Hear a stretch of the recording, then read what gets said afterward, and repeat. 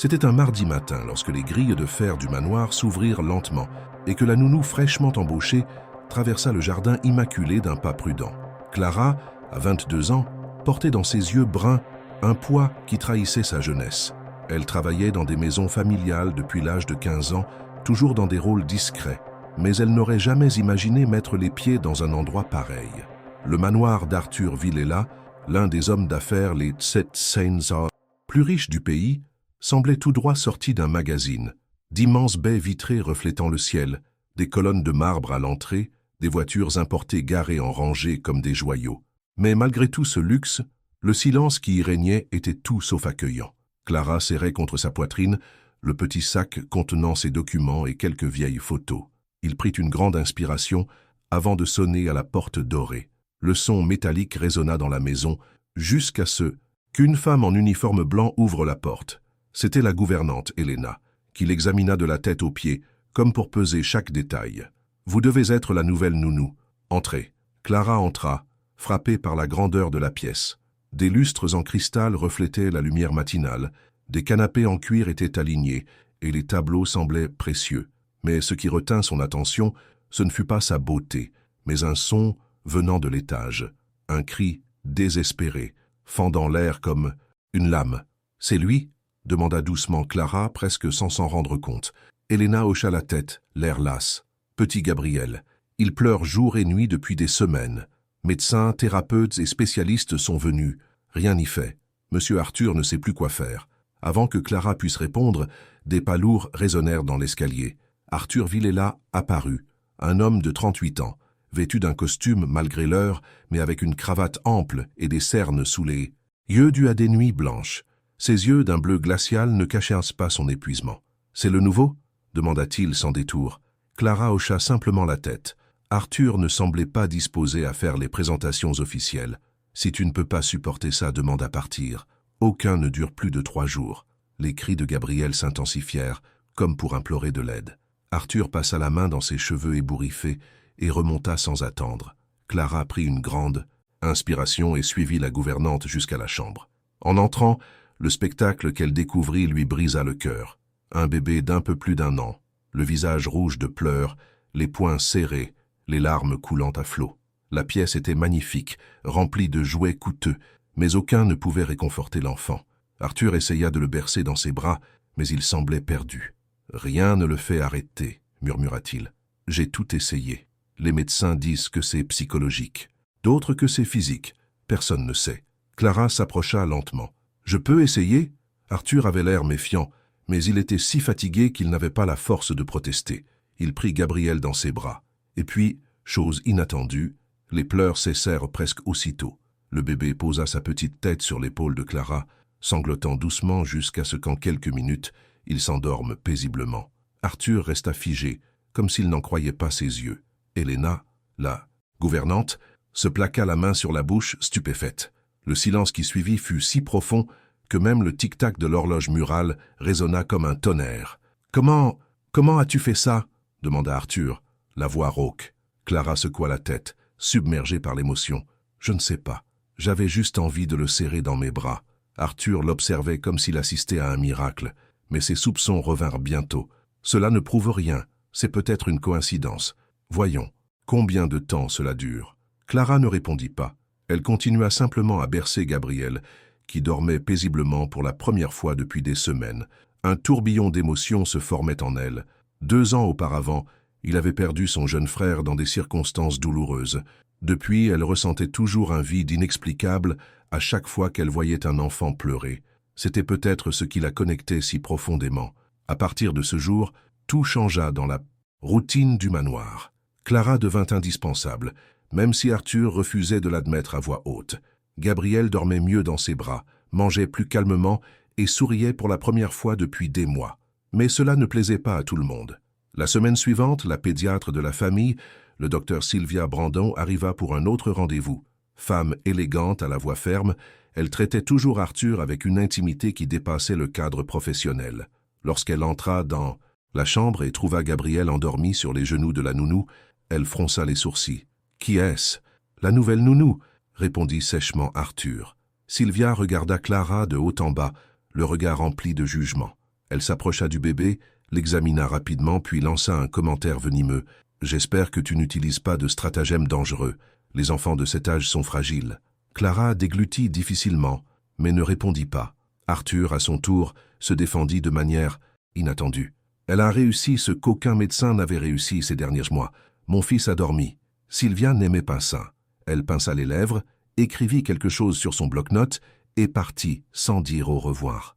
Clara ressentit le poids de cette désapprobation, mais choisit de se concentrer sur le bébé. Les jours suivants furent un répit pour Gabriel, mais une période de tension croissante pour Clara. À chaque amélioration de l'état du bébé, Sylvia semblait de plus en plus inquiète. Il commença à remettre en question ses méthodes, laissant entrevoir des risques potentiels, semant le doute dans l'esprit d'Arthur. Et, petit à petit, l'homme d'affaires commença à être tiraillé entre sa confiance naissante en Clara et sa loyauté de longue date envers le médecin. Une nuit, Clara était dans la cuisine en train de préparer un biberon lorsqu'elle entendit la dispute au bureau. « Arthur, je suis médecin de formation, tu dois me faire confiance. Cette fille cache peut-être ses symptômes. Si quelque chose de grave arrive à Gabriel, tu en seras responsable. »« Mais il est meilleur, » rétorqua Arthur exaspéré. « Tu l'as vu toi-même. Mieux pour combien de temps? Les coïncidences arrivent. J'insiste pour qu'on continue le traitement. » Clara serrait fermement la bouteille. Son cœur battait la chamade. Quelque chose dans cette conversation la préoccupait. Elle décida d'y regarder de plus près. Le lendemain matin, elle remarqua que les flacons de médicaments que Sylvia avait laissés avaient leur couvercle brisé. Des petits détails que seuls les professionnels du nettoyage remarquent. Des joints brisés, des traces de seringues. Lorsqu'elle interrogea discrètement Helena, la gouvernante devint pensive. Étrange, Sylvia prépare toujours les médicaments elle-même. Elle ne le montre à personne. Clara sentit un frisson. Quelque chose n'allait pas. Ce jour-là, Arthur était en déplacement professionnel et lui avait laissé des instructions pour qu'il suive son traitement. Mais Clara, se souvenant du regard serein de Gabriel qui le berçait avec affection, prit une décision risquée. Elle ne lui donna pas le médicament. À sa grande surprise et à son soulagement, le bébé passa tout l'après-midi calme, jouant et souriant comme jamais auparavant. À son retour fatigué, Arthur trouva son fils paisiblement endormi. Il sourit pour la première fois depuis des semaines. Il a l'air d'être une autre personne. Qu'as-tu fait? Clara hésita, mais décida d'être honnête. Je ne lui ai pas donné le médicament. Le sourire d'Arthur s'estompa. As-tu désobéi aux ordres du médecin? Je voulais juste essayer, et ça a marché. Arthur se passa la main sur le visage, partagé entre colère et espoir. S'il arrive quelque chose à mon fils, ça n'arrivera pas. Il a juste besoin d'amour, pas de poison. Le mot s'échappa, avant que Clara ne puisse l'arrêter. Arthur la regarda avec surprise. Poison? Qu'entends-tu par là? Clara prit une grande inspiration. Ces fioles, elles ont l'air bizarres. Les couvercles sont cassés. Je n'y fais pas confiance. Arthur resta silencieux. Une part de lui voulait y croire, mais l'ombre du doute pesait lourdement sur lui. Je le ferai analyser demain. Si tu as raison, Clara, tu m'auras sauvé de quelque chose de bien pire. Mais Sylvia était maligne. Le lendemain, il arriva en avance et lança subtilement une accusation dévastatrice. Arthur, je soupçonne cette nounou de manipuler les médicaments. Si l'état de Gabriel empire, ce sera sa faute. Arthur était déchiré. Il ne savait plus qui croire. Et c'est là que la tension atteignit son paroxysme. Gabriel s'effondra, pleurant sans arrêt, et Sylvia en profita pour accuser Clara. Tu vois, résultat de son irresponsabilité. Arthur, désespéré, céda à la pression et repoussa temporairement Clara. La jeune femme quitta le manoir la tête haute, mais le cœur brisé. Elle savait que Gabriel avait besoin d'elle. Et au fond de moi, je savais que la vérité finirait par éclater. À l'intérieur, Arthur tenait son fils dans ses bras, sentant le poids du doute ronger son âme. Avait-il commis la plus grosse erreur de sa vie? Et ainsi se termina la première semaine de Clara dans cette maison, la semaine au cours de laquelle elle gagna le cœur d'un bébé, éveilla les soupçons d'un médecin et déclencha une guerre invisible qui déciderait non seulement de l'avenir d'un enfant, mais du sort de tous les habitants de ce manoir. Clara retourna dans la petite chambre qu'elle louait à la périphérie de la ville, avec le sentiment d'avoir laissé une part d'elle-même dans ce manoir. Gabriel pleurait encore à ses oreilles, tel un écho lointain. L'injustice la faisait plus mal que n'importe quelle blessure physique.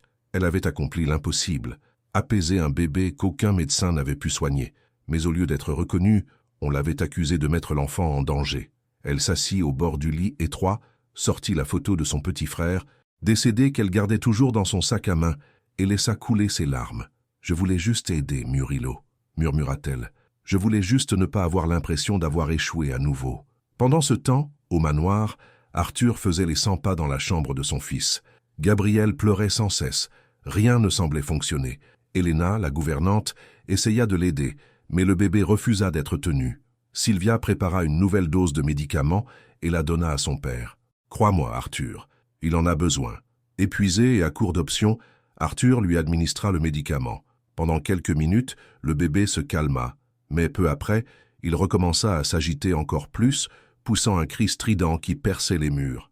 Arthur sentit son cœur se figer. « Pourquoi son état empire-t-il ? C'est normal, » expliqua Sylvia avec le calme éprouvé de quelqu'un qui maîtrise le récit. « Le corps doit s'adapter, ça va empirer avant de s'améliorer. » Arthur voulait y croire.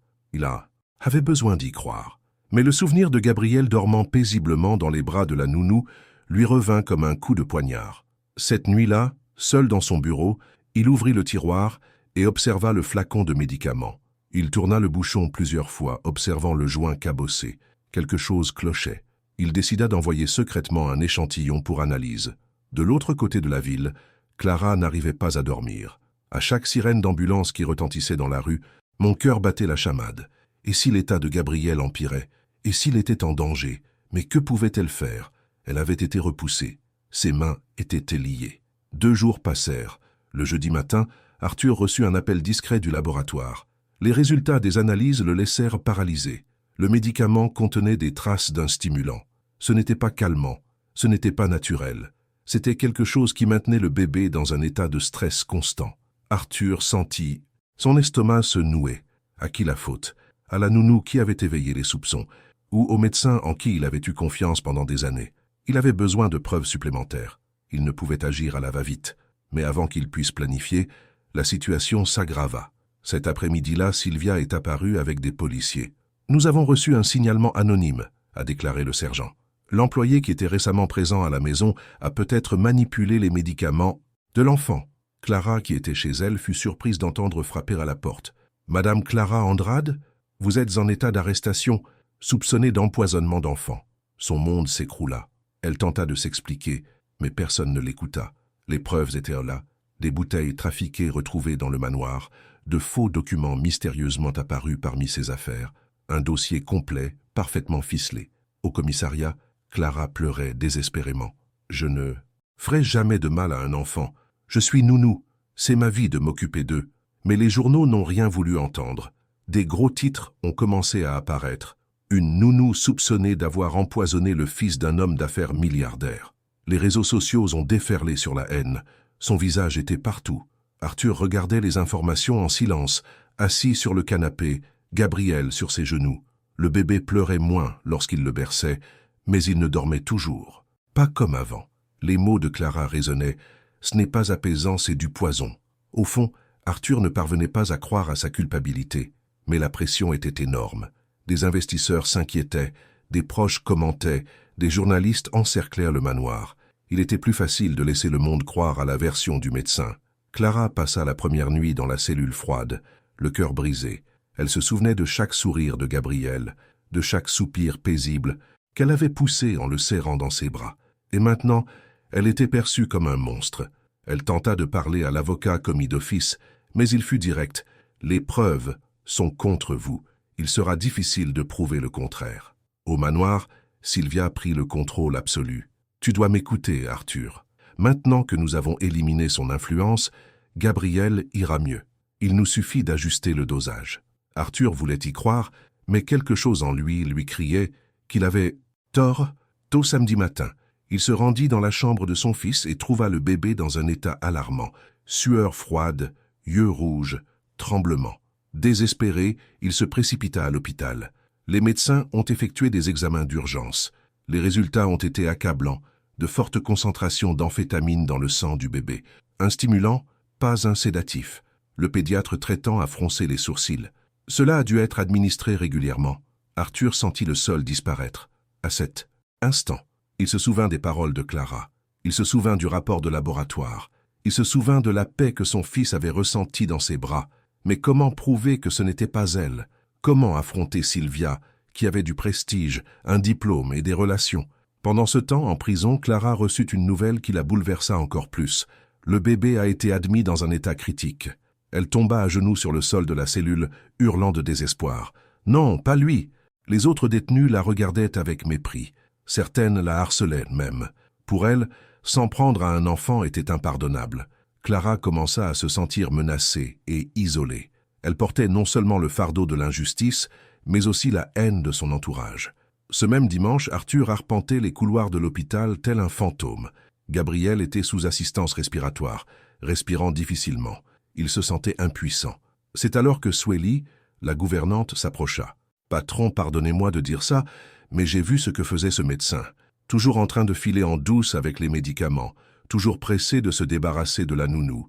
Et le seul moment où le garçon dormait vraiment, c'était dans ses bras. » Arthur regarda dans les yeux le plus ancien employé de la famille.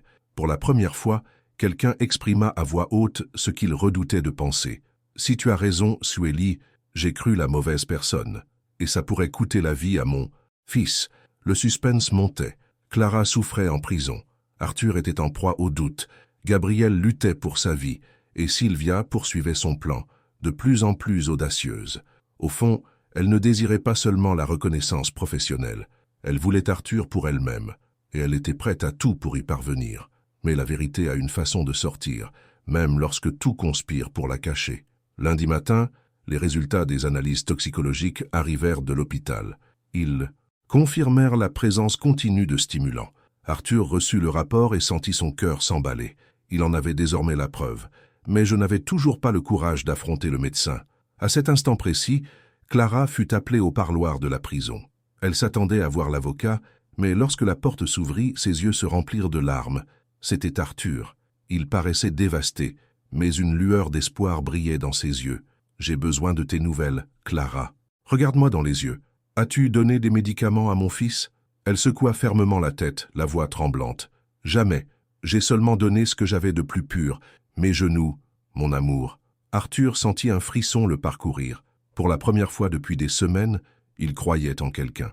Et cette croyance serait le tournant qui changerait tout. Arthur quitta le parloir de la prison, le cœur lourd. Le regard de Clara le hantait toujours, fixe et empli de douleur. Il n'y avait là aucune malveillance. Il avait déjà vu des regards menteurs. Il savait les reconnaître. C'était un homme d'affaires. Il traitait avec toutes sortes de personnes. Mais il n'y avait aucune prétention chez cette jeune femme. Il n'y avait que la vérité crue d'une personne écrasée par l'injustice. Cette nuit-là, à son retour à l'hôpital, il s'assit près de la couveuse de Gabriel, observant son fils dormir à l'aide de machines. Le moniteur cardiaque émettait des bips constants, lui rappelant que chaque seconde pouvait être la dernière.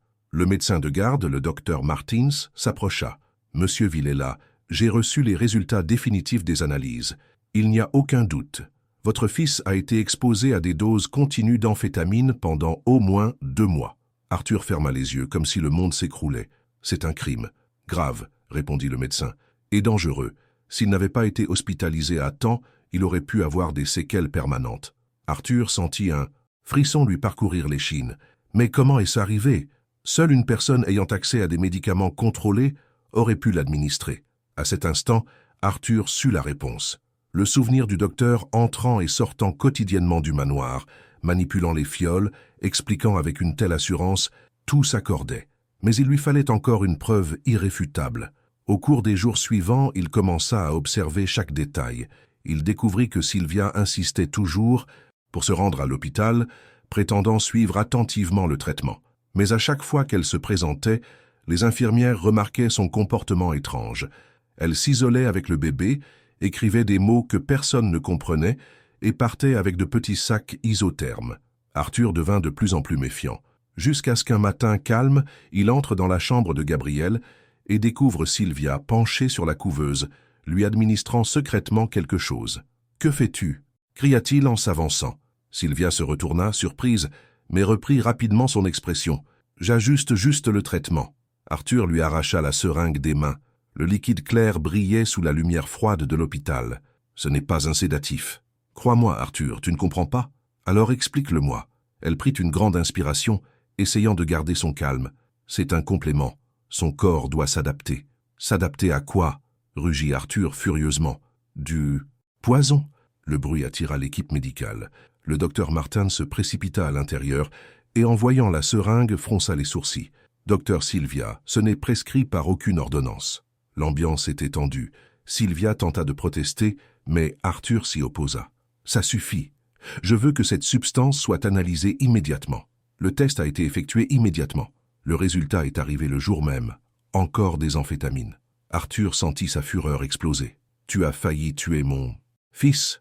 Sylvia garda son sang-froid, mais ses yeux tremblaient. « Je l'ai fait pour son bien. » Le docteur Martins, outré, appela la police. Mais Sylvia, grâce à ses relations, parvint à retarder toute arrestation immédiate. Elle prétexta un malentendu, promit de remettre les documents et engagea des avocats coûteux. Malgré tout, la confiance était brisée. Pendant ce temps, Clara restait en prison, souffrante. Le poids de l'opinion publique l'écrasait. À la télévision, on la traitait encore de coupable. À chaque reportage, elle sentait sa réputation lui filer entre les doigts.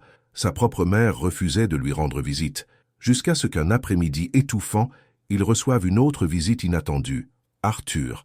Cette fois, il n'était pas venu avec des doutes. Il était venu avec conviction.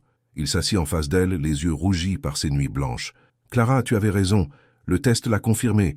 C'était de l'amphétamine. » Elle porta ses mains à son visage, les larmes ruisselant sur son visage. « Je savais, je sentais. J'étais un idiot de ne pas croire. » Clara le fixa, blessée. « Ce n'était pas seulement de la bêtise, c'était de la lâcheté. Tu as choisi de faire confiance à quelqu'un qui a un diplôme et une belle apparence. Et tu m'as jeté dans la boue sans m'écouter. » Arthur baissa la tête. « Je vais arranger ça, promis. Je te sortirai d'ici. » Mais Clara secoua la tête. « Ce n'est pas si simple. Le monde entier m'a déjà condamné. » Arthur lui toucha les mains à travers la grille. « Alors montrons la vérité au monde. » À partir de ce moment, une guerre éclata. Arthur contacta avocats, journalistes et médecins indépendants. Il parvint à faire rouvrir le dossier et à obtenir la publication des résultats. Le scandale éclata. Des tests confirment la présence de drogue dans le bébé d'un homme d'affaires. Progressivement, le récit commença à changer. Sylvia, acculée, a nié avec véhémence. Elle a parlé de complot, affirmant avoir été victime d'un coup monté. Mais plus elle niait, plus les preuves apparaissaient. Les images des caméras de sécurité de l'hôpital la montraient seule dans sa chambre, s'administrant secrètement des substances. Les registres de la pharmacie indiquaient des achats suspects en son nom. Le siège se resserrait. En prison, Clara apprit la nouvelle par son avocat. Elle pleura de soulagement, mais aussi de colère. « Je t'avais prévenu depuis le début. Combien de nuits ai-je dû crier pour que quelqu'un m'entende ?» Quelques jours plus tard, elle reçut la nouvelle tant attendue. Elle serait libérée provisoirement dans l'attente de son procès, les charges étant abandonnées. Lorsqu'elle sortit du commissariat, un simple sac contenant ses affaires à la main, Arthur était là, l'attendant. Elle le vit, mais elle ne courut pas. Elle ne sourit pas. Elle marcha lentement, les yeux embués de larmes. « Merci », dit-elle froidement, « mais rien ne pourra effacer ce que j'ai vécu. » Arthur déglutit. « Je sais, mais je veux essayer. Je veux que tu reviennes, que tu prennes soin de Gabriel. Il a besoin de toi. » Clara regarda le sol, luttant contre le flot d'émotions. « Et moi? Qui prend soin de moi ?» La question restait en suspens, comme un coup de poing invisible. Arthur ne savait pas quoi répondre. Le même jour, Sylvia fut officiellement convoquée. Elle tenta de s'échapper, mais fut interceptée. Durant l'interrogatoire, elle clama son innocence, mais la pression psychologique commença à la briser. Et, une nuit de désespoir devant les enquêteurs, elle laissa échapper ses premiers mots compromettants. « Je voulais juste qu'Arthur voie qu'il avait besoin de moi. » C'était l'ouverture dont la police avait besoin. Pendant ce temps, Clara, désormais libre, retournait travailler au manoir. Mais elle imposait des conditions. Elle ne dormirait pas là, n'accepterait pas d'ordres aveugles. Elle viendrait le matin, prendrait soin de Gabriel avec tout son amour et repartirait le soir. Sa relation avec Arthur était froide, mais le bébé s'épanouissait à nouveau. Il dormait paisiblement, souriait et jouait. Le miracle des genoux de Clara était de retour. L'opinion publique, cependant, restait divisée. Beaucoup croyaient à son innocence, mais d'autres continuaient de la traiter de criminelle. Chaque fois qu'elle sortait, elle essuyait des regards durs. Cela la déchirait. Arthur, quant à lui, était déterminé à laver son honneur. Il comptait donner des interviews, révéler la vérité et en assumer les conséquences. Mais je savais que ce serait un long combat. Et au milieu de cette guerre, quelque chose d'inattendu commença à naître, une proximité silencieuse entre lui et Clara. L'homme d'affaires, froid et distant, commença à voir en cette jeune femme non seulement la nounou qui avait sauvé son fils, mais une femme forte, blessée et pourtant résiliente. Clara, quant à elle, résistait. Elle souffrait trop pour céder. Mais chaque fois qu'elle voyait Gabriel tendre ses petits bras vers elle, elle sentait son cœur s'ouvrir un peu plus. Le dénouement était encore à venir. La vérité sur Sylvia allait être révélée de manière dévastatrice. Et lorsqu'elle surviendrait, le destin de chacun serait changé à jamais. Mardi matin, le manoir était plongé dans un silence pesant. Clara était arrivée tôt comme prévu pour s'occuper de Gabriel. Le bébé dormait paisiblement dans ses bras, respirant doucement et son visage serein, un contraste saisissant avec l'époque où le médecin contrôlait tout. Arthur entra lentement dans la pièce, s'imprégnant de la scène. L'espace d'un instant, il oublia tout, les procès, les scandales, les gros titres. Il ne voyait plus que son fils enfin apaisé, blotti contre le torse de sa nounou. Son cœur se serrait de culpabilité et en même temps d'espoir. « Il n'y a qu'avec toi qu'il devient comme ça », dit-il à voix basse. Clara ne répondit pas tout de suite. Elle caressa les cheveux du bébé comme s'il était le sien. Puis, elle regarda Arthur, parce qu'il se sent en sécurité. Pas avec des médicaments, pas avec des tours, seulement avec de l'amour. Arthur soupira et se passa la main sur le visage. « J'aurais dû te croire dès le début. » Clara détourna le regard. « Ça n'a plus d'importance. Ce qui compte, c'est qu'il aille bien. » Mais cela comptait. Arthur savait que les cicatrices qu'elle portait allaient bien au-delà des nuits passées dans sa cellule. Elle avait perdu sa dignité devant le pays tout entier, et la retrouver serait une guerre. Pendant ce temps, Sylvia était de plus en plus acculée. L'interrogatoire de police l'avait clairement démontré. Elle était la principale suspecte, mais elle avait encore des relations et de l'influence. Elle engagea des avocats renommés et tenta d'utiliser sa réputation de médecin exemplaire comme bouclier. Cependant, la situation s'inversait. La bombe finale a explosé lors d'une conférence de presse organisée par l'hôpital. Le docteur Martins est apparu devant les caméras, entouré de responsables de la santé et de la police. Après des examens approfondis, nous avons confirmé que le bébé Gabriel Villela avait été empoisonné par des substances stimulantes extrêmement dangereuses. Nous disposons de dossiers et de preuves qui mettent en cause la responsabilité du médecin traitant de la famille, le docteur Sylvia Brandon. Le choc s'est emparé de la salle.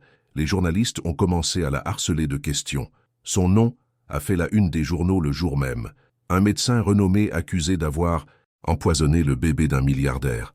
Arthur observait la conférence de presse depuis le salon du manoir, le cœur battant. Enfin, la vérité éclatait. Clara, à côté de lui, serra les poings. « Je t'avais prévenu, depuis le début. » Cette nuit-là, lorsque la nouvelle se répandit, l'opinion publique changea radicalement. Clara n'était plus considérée comme une criminelle, mais reconnue comme une victime. Mais la douleur était toujours là. Dans la rue, certains s'excusaient, d'autres la regardaient encore avec suspicion. La stigmatisation n'allait pas disparaître de sitôt. Sylvia, quant à elle, refusa de céder. Elle fut à nouveau appelée à témoigner. La salle était bondée. Avocats, policiers, Arthur, le docteur Martin. L'attente était pesante. « Docteur Sylvia, » commença l'enquêteur, « nous disposons déjà de preuves de laboratoire, d'images de caméras et de témoins qui vous placent au cœur de cet empoisonnement. Avez-vous quelque chose à dire ?» Elle affichait une expression fière, mais sa voix tremblait. « C'est un coup monté, ils essaient de détruire ma carrière. » Arthur, incapable de contenir sa rage, se leva. « T'es monté? Je t'ai vu avec la seringue dans la chambre de mon fils. Je t'ai vu l'empoisonner de mes propres mains. » Sylvia frissonna mais garda le ton. « Tu es perdu, Arthur. Tu étais désespéré, tu n'y voyais pas clair. » L'enquêteur frappa du poing sur la table. « Docteur, ce n'est plus une opinion. Nous avons des substances illégales achetées en votre nom avec votre signature. Voulez-vous vraiment soutenir cette mascarade ?» Elle resta silencieuse quelques secondes, le visage dur. Puis elle murmura « Je voulais seulement le meilleur pour lui. » Le silence qui suivit fut assourdissant. « Bien !» explosa Arthur. « Mon fils a failli mourir. » Les larmes commencèrent à couler sur le visage de Sylvia. Son air de contrôle s'effondra. « Je voulais juste que tu comprennes que tu avais besoin de moi. Tu ne me regardais pas, tu ne me voyais pas. Toujours distant, toujours prisonnier du souvenir de ta défunte épouse. Je pensais que si j'étais indispensable à ton fils, tu me verrais enfin. » Arthur se figea. La révélation ressemblait à un cauchemar. « Tu as empoisonné mon fils. Par amour. » Ce n'était pas censé te faire mal, s'écria-t-elle désespérément. C'était de petites doses calculées. Je te guérirai plus tard, et tu m'en serais reconnaissant. Je voulais juste être aimé. Le docteur Martin secoua la tête avec dégoût. Ce n'est pas de l'amour, c'est de la maladie. Les enquêteurs se sont levés. Vous êtes en état d'arrestation pour tentative de meurtre au 1er degré. Sylvia pleurait et hurlait tandis qu'elle était menottée. Arthur, je l'ai fait pour nous. Pour nous. Mais il détourna le visage incapable de regarder. Lorsque la nouvelle de l'arrestation de Sylvia a éclaté dans les médias, le pays tout entier a réagi. Les gros titres ont titré « Un médecin avoue avoir empoisonné le fils d'un homme d'affaires ». Les journaux et les journaux télévisés ont consacré des heures à l'affaire. Et finalement, la vérité sur Clara a été reconnue. Arthur a décidé de donner une interview publique, cette fois à ses côtés. Ils se sont assis ensemble devant les caméras. Il a pris la parole le premier. Je tiens à présenter mes excuses à la télévision nationale à Clara Andrade, la femme qui a sauvé la vie de mon fils alors que nous avions tous échoué. Elle a été injustement accusée, humiliée et a perdu de précieux jours de sa vie à cause de ma cécité. Clara prit une profonde inspiration, puis parla d'une voix étranglée mais ferme. J'ai fait ce que tout le monde aurait fait. J'ai tenu un bébé qui avait besoin d'être tenu. Je n'aurais jamais imaginé que cela me coûterait autant. J'espère que personne d'autre ne subira ce que j'ai vécu. L'émotion fut immédiate. Les commentaires de soutien inondèrent les réseaux sociaux. Son image commença à se redresser. Mais au fond, la douleur était encore vive. Arthur, en particulier, savait que la bataille ne faisait que commencer. Il devait regagner non seulement sa confiance, mais aussi sa paix. Cette nuit-là, de retour au manoir, Clara déposa Gabriel dans son berceau et le regarda dormir. Arthur s'approcha en silence. Après de longues minutes, il murmura « Si ce n'était pas pour toi, j'aurais tout perdu. » Clara le regarda avec lassitude. « Mais tu as failli me perdre aussi. » Arthur voulut répondre, mais ne put. Au lieu de cela, il resta là, à côté d'elle, à regarder son fils respirer paisiblement. Pour la première fois depuis des mois, le silence régnait dans la maison, un silence de guérison, non de douleur. Mais le destin réservait encore des chapitres de réconciliation, de pardon et d'amour. Car même après la chute du méchant, les blessures du cœur de Clara restaient à guérir, et Arthur savait que ce serait le combat le plus dur de tous. Le lendemain matin de l'interview, le manoir semblait respirer différemment. L'air n'était plus aussi lourd qu'avant, les couloirs ne résonnaient plus de pas inquiets, et Gabriel se réveilla souriant, les bras tendus vers la porte comme s'il attendait quelqu'un en particulier. Clara entra lentement, portant son petit sac avec la même précaution que d'habitude, et le bébé faillit se jeter sur ses genoux. Arthur observait la scène, immobile, sans rien dire, portant en lui le regret de celui qui comprend trop tard la profondeur de la blessure qu'il a causée. Il essaya de sourire, mais son sourire resta figé. Il se limita à un timide hochement de tête. Clara lui rendit poliment son sourire, se concentrant entièrement sur le garçon, comme si le reste du monde pouvait attendre. Dans les jours qui suivirent, Arthur décida d'agir là où sa voix pouvait porter. Il appela des journalistes de son entourage, contacta un avocat pour intenter une action en justice suite aux gros titres diffamatoires et publia un communiqué officiel s'excusant et reconnaissant son erreur. Ce n'était pas du marketing, c'était une nécessité. Il voulait aussi offrir à Clara un appartement pendant un an, une façon de se racheter de ce qu'elle avait vécu. Elle l'écouta avec le même calme avec lequel elle avait endormi Gabriel et avait simplement dit « non ». Sa voix était dépourvue de rancœur, elle avait des limites. « Je n'ai pas besoin que vous me sauviez », ajouta-t-elle. « J'ai besoin que vous me respectiez. » Il resta là, dans le salon, gêné, et pour la première fois de sa vie, un « non » sonna. Comme le début de quelque chose, non comme une défaite. Gabriel commença à mieux dormir, balbutiant de nouveaux sons, pointant Clara du doigt et riant à pleine bouche. Le soir, quand elle partait, il gémissait, et son père apprit à le calmer en imitant ses manières, le doux bercement, la chanson simple, la main posée sur son dos au rythme ondulatoire. Arthur commença à tout noter dans un carnet caché dans le tiroir, avec des dates et des petites victoires. Premier jour sans pleurer à 3, heure du matin, repas complet sans grimace, rire les dents découvertes. Parfois, il écrivait aussi des phrases qu'il n'avait jamais eu le courage de dire à voix haute. Demander pardon n'efface pas les choses, mais ouvre la voie. Clara continuait de refuser tout avantage. Elle n'acceptait que le salaire qu'elle avait elle-même réclamé, dans un contrat enregistré. Elle arrivait à 7 heures et partait à 6 heures. Elle ne dormait pas au manoir, ne restait pas après les heures de bureau, n'assistait pas aux réunions. Pourtant, la maison commençait à se réorganiser autour de sa routine. Swelly ajustait l'horaire de la cuisine. Le chauffeur modifiait son itinéraire pour que Clara n'ait pas à attendre trop longtemps à l'arrêt de bus. Les fleurs du jardin devinrent les préférées de Gabriel, car c'est de là que Clara venait chaque matin, sentant la rue et le vent. Arthur réalisa combien il dépendait de quelqu'un qui ne voulait dépendre de personne. La mère de Clara fut la dernière barrière à céder. Elle n'avait pas rendu visite à sa fille en prison, n'avait pas répondu à ses appels dans les semaines qui suivirent. La honte était un mur invisible. Un après-midi pluvieux, elle sonna à l'interphone du manoir avec un bouquet de marguerites bon marché et les yeux rougis. Clara descendit lentement, le cœur battant la chamade et les poings serrés. Elles se fixèrent en silence. Sa mère essaya de parler et s'étrangla. « J'ai eu peur », dit-elle finalement. « Croire au monde était plus facile que croire en toi. Pardonne-moi. » Clara tenait le bouquet, humait les fleurs comme si elle respirait l'enfance et ne répondit pas. Elle conduisit sa mère à la salle de jeu, où Gabriel rampait, et la présenta. « Voici Donna Marcia. » Elle rit aux éclats et sait faire du pain de maïs. Le garçon frappa dans ses mains. Sa mère pleura de nouveau. Il n'y eut pas de câlin, juste une nouvelle présence qui, avec le temps, apprendrait à ne pas faire mal. La ville, cependant, n'oublie pas de sitôt. Un blog à potins a publié un dossier contenant de vieilles photos de Clara, des histoires inventées sur son adolescence et insinué qu'elle s'était rapprochée de la famille avide d'argent. Le lendemain, un homme la reconnut dans le bus et murmura empoisonneuse, assez fort pour que tout le monde l'entende. Clara descendit 2 arrêts plus tôt, se dirigea vers une place et s'assit sur un banc en bois jusqu'à ce que ses larmes se calment. Lorsqu'elle arriva au manoir, il était sec à l'extérieur et en ruine à l'intérieur. Arthur la vit par la fenêtre du bureau, traversant la pelouse d'un pas en avant, comme quelqu'un qui veut en finir au plus vite. Il la suivit et, pour la première fois, ne proposa rien, ne résolut rien, n'ordonna rien à personne. Il se contenta de se tenir à côté d'elle dans l'étroit couloir, adossé au mur, et de garder le silence. Au bout d'un moment, Clara dit « Je n'ai pas demandé cette guerre ». Il répondit « J'aurais dû l'arrêter ». Elle conclut « Alors arrêtez-la maintenant ». Le soir même, le service juridique a porté plainte contre le blog et les profils qui avaient répété les diffamations. Les informations saisies n'ont pas été restituées, mais l'hémorragie a été stoppée. Le jeudi de cette semaine-là, Gabriel fit 2 pas sans appui et tomba à genoux, surpris par son propre courage. Clara rit et frappa dans ses mains.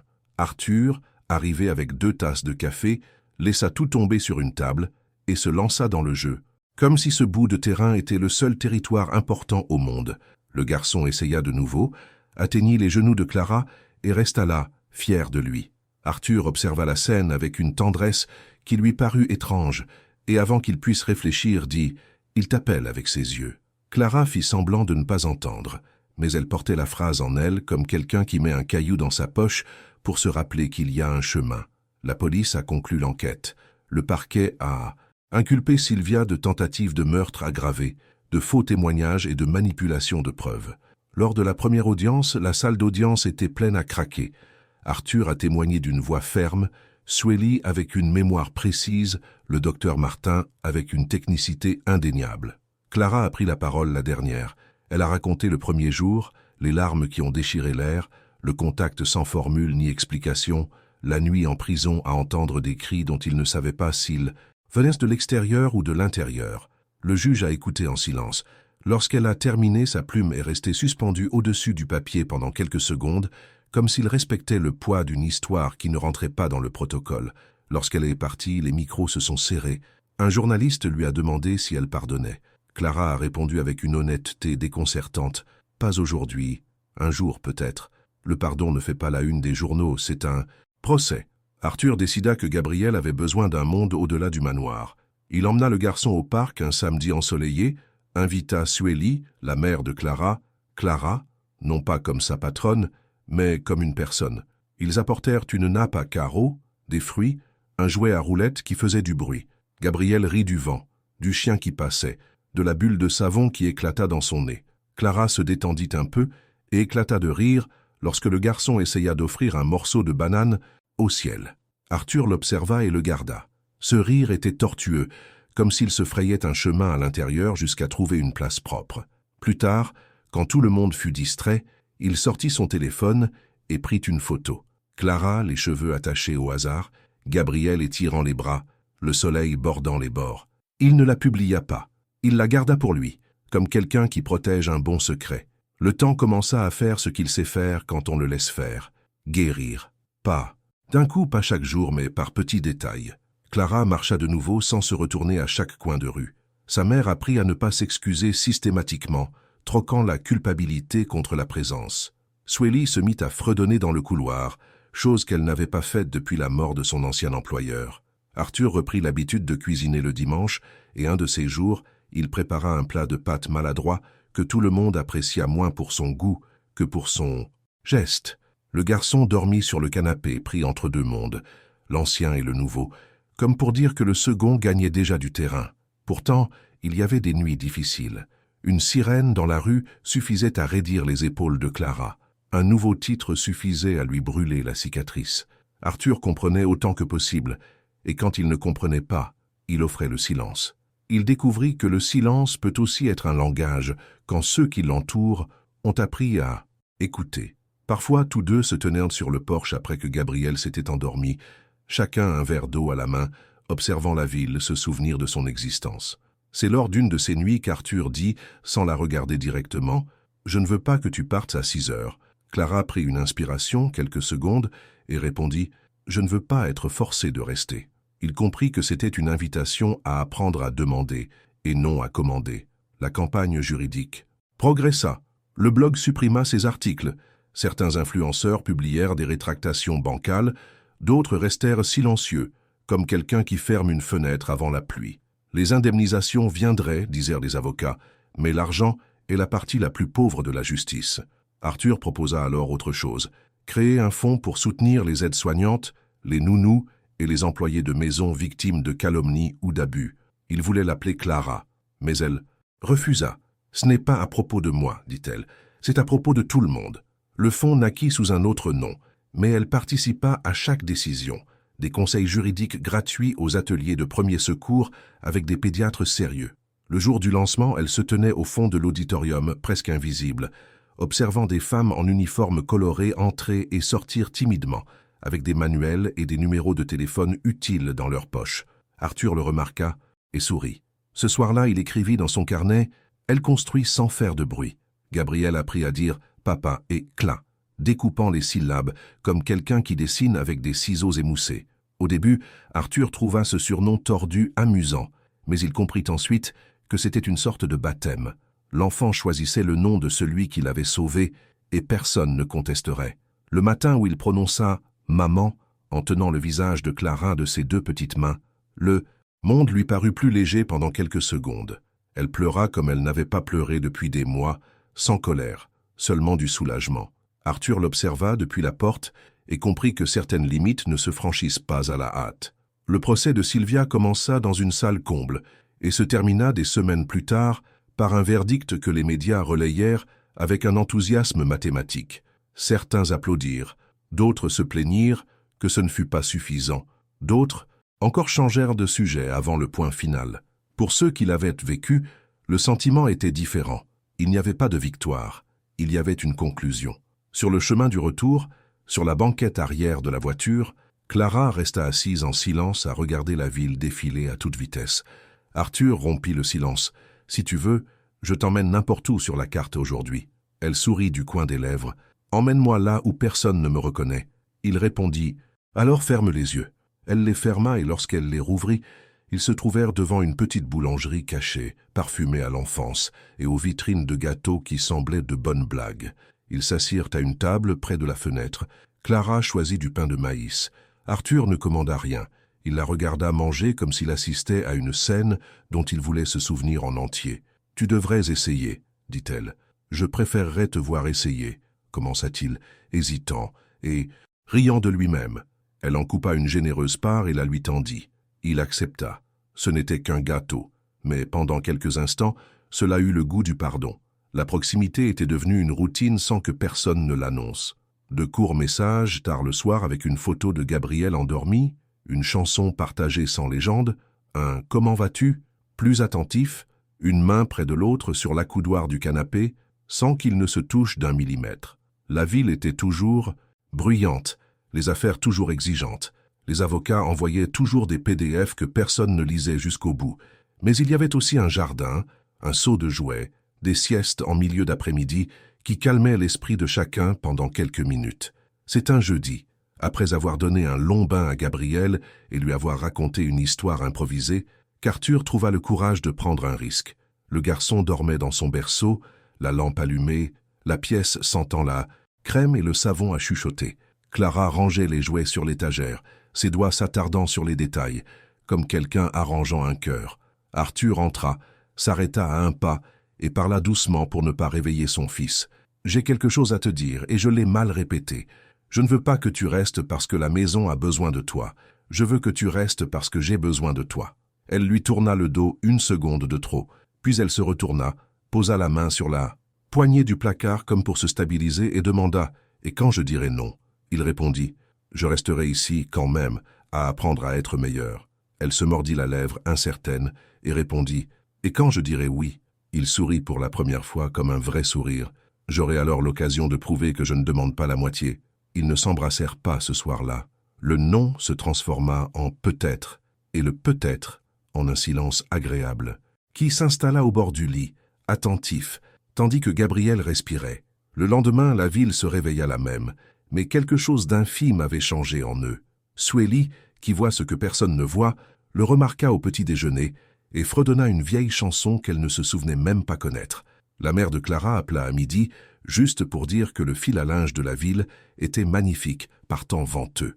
Arthur reçut un email concernant un contrat à $1 million et ne répondit qu'en fin de journée. Clara rentra chez elle plus légère, ouvrit la fenêtre, arrosa les plantes et laissa entrer la lumière sans craindre que quiconque la voie heureuse.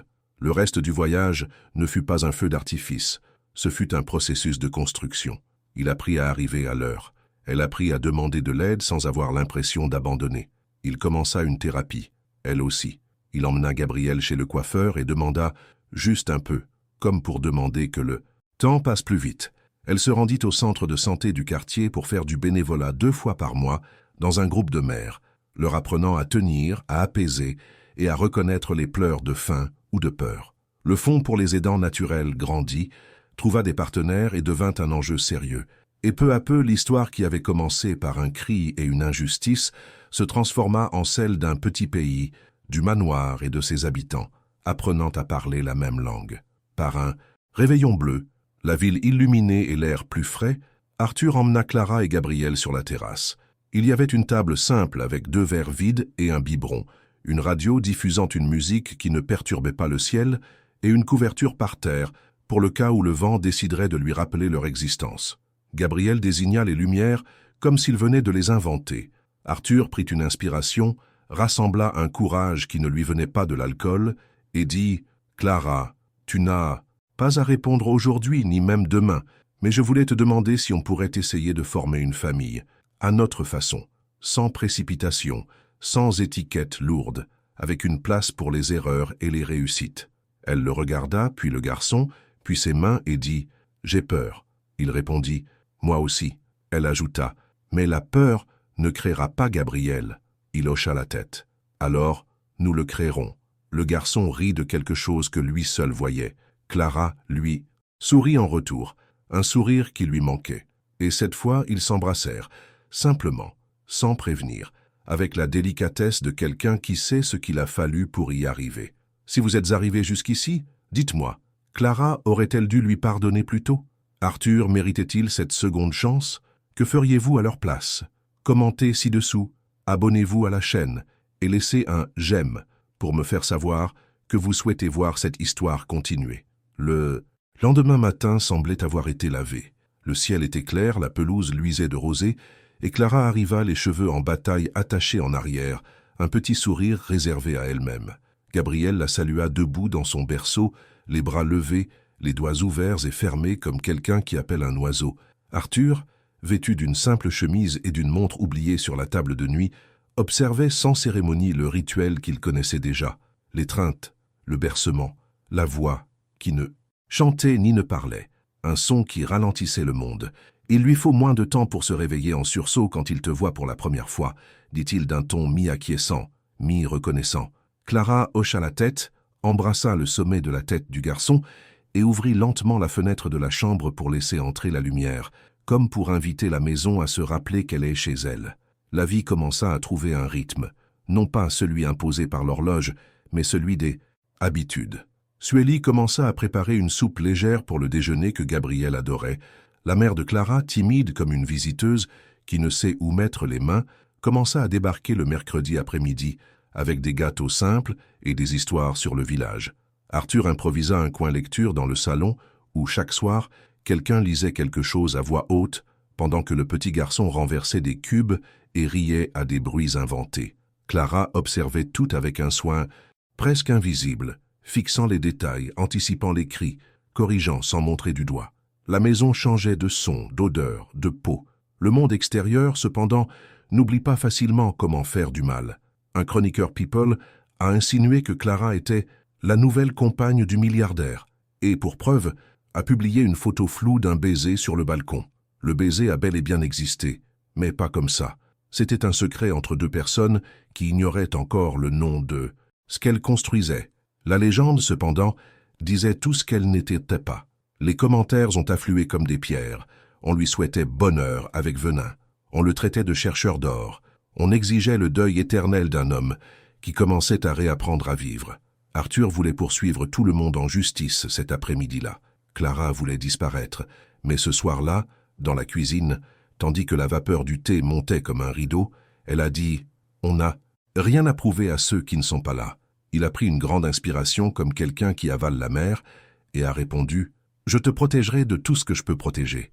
Elle a ajouté « Et ce que nous ne pouvons pas surmonter, nous apprenons à le surmonter ».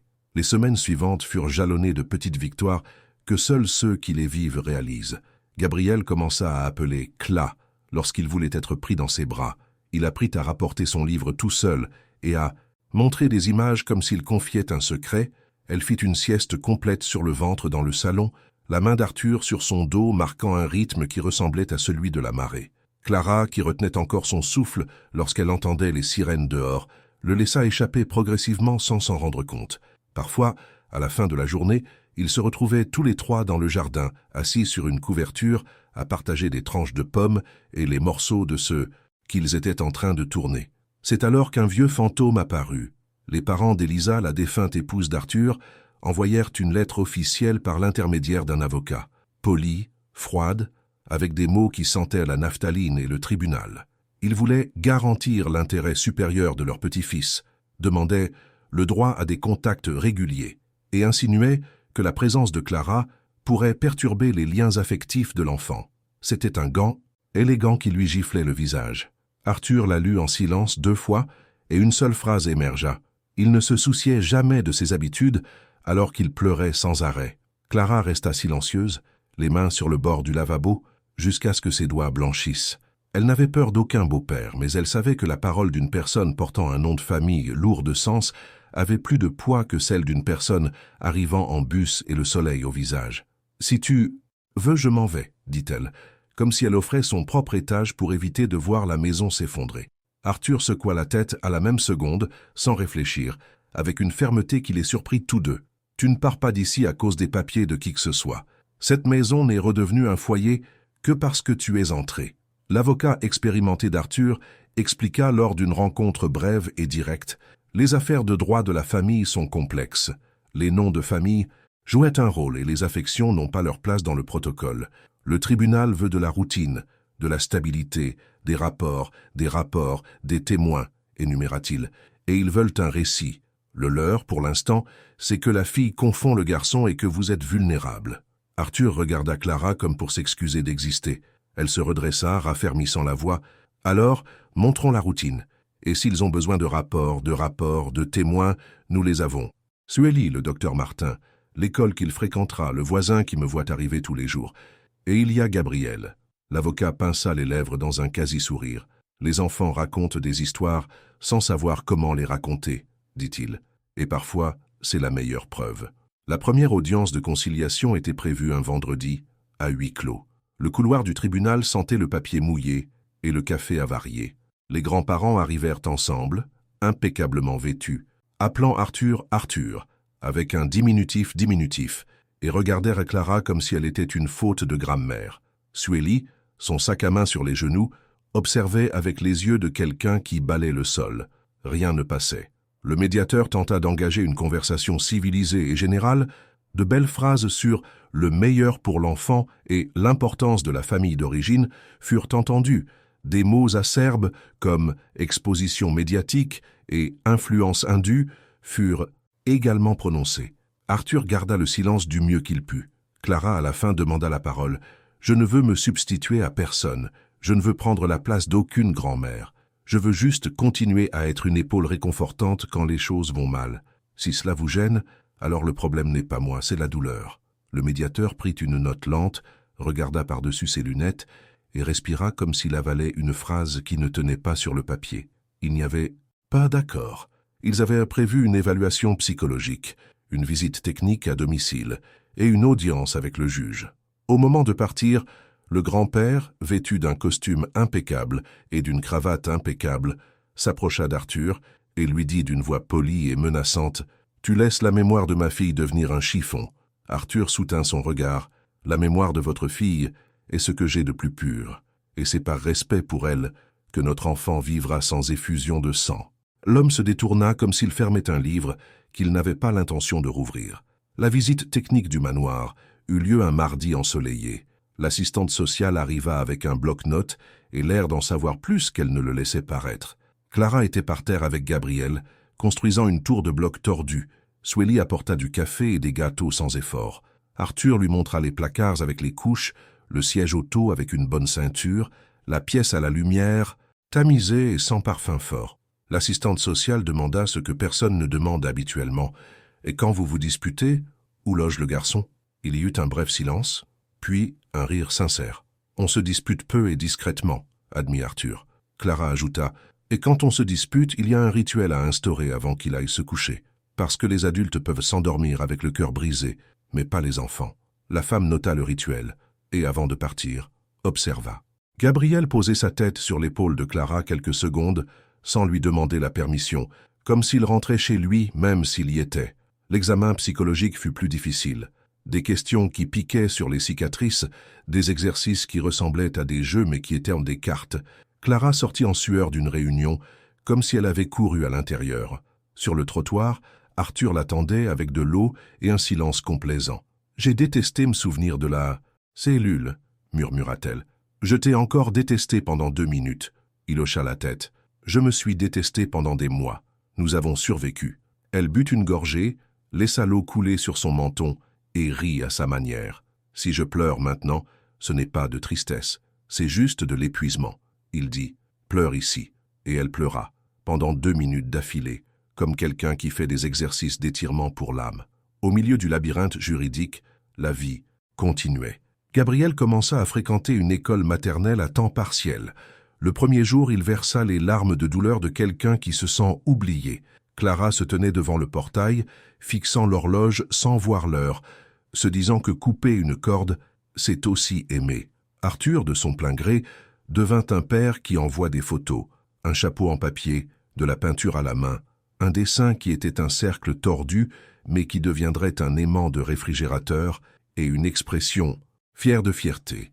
L'après-midi, Gabriel revint, sentant la peinture et riant aux éclats. « Cla !» dit-il en lui tendant le papier comme quelqu'un qui livre un trésor. Elle le cloua au réfrigérateur du manoir et un autre exemplaire à la porte de son propre réfrigérateur dans sa petite chambre de quartier, pour que le monde puisse tenir dans les 2 endroits. La lettre des grands-parents a cédé la place à des pétitions. Ils demandaient que Clara ne soit pas présente à leur rencontre avec leur petit-fils. Ils ont demandé au juge d'ordonner un environnement neutre pour les visites. Ils ont demandé. L'avocat d'Arthur a répondu fermement et a fourni des données, routine, alimentation, sommeil, rapports, vidéos, photos, témoins. Et encore une chose, un très court enregistrement où Gabriel, se réveillant d'une sieste, dit « Cla » avant « papa ». Ce n'était pas un argument technique, mais c'était vrai. Le juge n'a pas vu l'enregistrement. Ce n'était pas la procédure. Mais l'équipe technique, oui, et dans les rapports qui ne mentionnaient pas l'amour, ils mentionnaient un lien. Il y eut un samedi où tout faillit s'écrouler. Un paparazzi débarqua au parc où Clara, Arthur et Gabriel faisaient des bulles. L'appareil photographia des larmes de rire et les légendas de douleur, une proximité et la légenda de provocation, le garçon courant vers Clara et la légenda de aliénation. Le lendemain, la couverture d'un site web présenta les images avec une légende indiquant que personne n'était au courant. Arthur s'enferma dans son bureau, la rage au ventre. Clara entra sans frapper, s'adossa à la porte et dit « Tu sais que ce n'était pas comme ça. Je sais que ce n'était pas comme ça. Gabriel le sait. Le reste n'est que bruit. » Il prit une grande inspiration, ouvrit la fenêtre et laissa entrer une brise légère. « Je veux une vie avec toi qui ne nécessite pas une tranchée tous les jours. » Elle répondit « Alors construisons un mur de jardin, pas un mur de guerre. Quiconque veut entrer n'a qu'à frapper à la porte. » Il rit, presque soulagé, comme s'il avait trouvé la métaphore dont il avait besoin. L'audience avec le juge arriva enfin. La salle était grande et froide. Le juge entra avec un calme qui n'arrêta pas le temps, mais le ralentit. Les grands-parents s'assirent en rang, les avocats ajustèrent leurs chaises, Sueli se redressa sur le banc, Clara serra son sac à main pour que personne ne voie ses mains tremblantes, Arthur recoiffa Gabriel et murmura une blague que seuls comprenaient. Ils appelèrent les parties, récupérèrent leur téléphone et demandèrent le silence. Le juge fouilla dans les papiers et leva les yeux. « Monsieur Villela, Madame Andrade, Monsieur et Madame Monteiro », commença-t-il d'une voix dénuée d'adjectifs. « Nous sommes ici pour parler de coexistence, mais au fond, nous parlons d'un enfant, et les enfants ne sont pas un champ de bataille. » Un murmure d'approbation contenu parcourut la salle. Il a poursuivi « Je vais écouter chacun d'entre vous, et je veux que vous me parliez comme vous le feriez avec quelqu'un que vous respectez. Pas de théâtre, pas de discours devant un public qui n'est pas là. » Les grands-parents prirent la parole les premiers. Ils évoquèrent leur amour pour leur fille disparue, la douleur de la voir remplacée par une fille qu'ils connaissaient à peine, les traditions familiales, les déjeuners du dimanche avec des serviettes en tissu. L'avocat traduisit en isantin. Jargon juridique, ce qui n'était que pure peur. Perdre le peu qui leur restait de leur fille, c'était la perdre à nouveau. Arthur prit ensuite la parole. Il ne fit pas de discours. Il dit simplement que son fils s'était rendormi, que la maison était redevenue un foyer, que personne ici ne prendrait un grand-père à un petit-fils, mais que personne ne prendrait les genoux de quelqu'un qui apaise. Sueli raconta les dates, les heures, toutes les fois où elle avait vu le garçon tendre les yeux vers Clara sans que personne ne le lui apprenne. Et Clara, enfin, dit qu'elle n'avait pas de pédigré mais qu'elle savait préparer la soupe comme un enfant l'accepterait et qu'elle connaissait la différence entre les cris de faim et les cris de peur. « Je ne suis venue diviser la famille de personne, » dit-elle enfin. « Je suis venue ajouter du silence là où avant il n'y avait que du bruit. » Le juge chuchota à l'équipe technique, lut 2 extraits du rapport et demanda une pause de 5 minutes. La salle se vida dans des murmures et des pas silencieux. Dans l'antichambre, Clara posa la tête sur l'épaule d'Arthur, comme si elle oubliait l'espace d'une seconde l'existence du monde. Gabriel, sur ses genoux, lui tapota le menton du doigt et dit « Cla », presque dans un murmure, le genre de son qui réorganise les meubles de l'intérieur. Sueli apporta de l'eau, et la mère de Clara arriva à la dernière minute et se tint debout, petite et immobile, comme si elle tenait le plafond d'une paume. À l'ouverture des portes, chacun retourna à sa place. Le juge reprit sa place, rangea ses papiers et prit une profonde inspiration. Concernant la demande préliminaire de restriction de la présence de Madame Andrade pendant le temps passé par les grands-parents avec l'enfant, commença-t-il, sa voix résonnant comme une corde dans la poitrine de ceux qui attendaient. C'est à cet instant précis que la porte latérale s'ouvrit lentement. Un agent entra précipitamment et tendit au juge une enveloppe « Kraft », timbrée au nom de l'inspection et ornée d'un ruban rouge. Le juge fronça les sourcils, ouvrit l'enveloppe, lut 2 lignes et leva les yeux avec une expression indéchiffrable. « Je demande la compréhension de tous », dit-il en posant le document. « Nous venons d'arriver des informations qui ont un impact direct sur cette affaire. » Et c'est alors que le silence devint si intense qu'on pouvait entendre le battement de cœur du silence lui-même. Oseriez-vous continuer à écouter? Que pensez-vous qu'il y avait dans cette enveloppe? Devinez et dites-le-moi dans les commentaires. Si cette histoire vous captive, aimez et abonnez-vous pour ne pas manquer le prochain chapitre. La décision du juge pourrait tout bouleverser. Le juge ajusta ses lunettes, s'éclaircit la gorge et se retourna pour faire face à toutes les personnes présentes. L'enveloppe en papier Kraft était toujours sur la table. le ruban rouge coupé, et on aurait dit de la dynamite qu'on chargeait silencieusement. J'ai reçu il y a quelques minutes un document du service des affaires internes qui apporte de nouvelles informations sur cette affaire, dit-il calmement, mais toute la salle se pencha en avant, comme pour saisir la réponse au vol. Arthur sentit son cœur s'emballer. Clara serrait le bord de son sac à main. Les grands-parents retenaient leur souffle. Gabriel, inconscient, jouait avec sa main comme si c'était un jouet. Le juge poursuivit. Il s'agit d'une enquête parallèle impliquant le docteur Sylvia Andrade. Un frisson parcourut Clara. Ce nom avait encore le pouvoir de rallumer des cicatrices.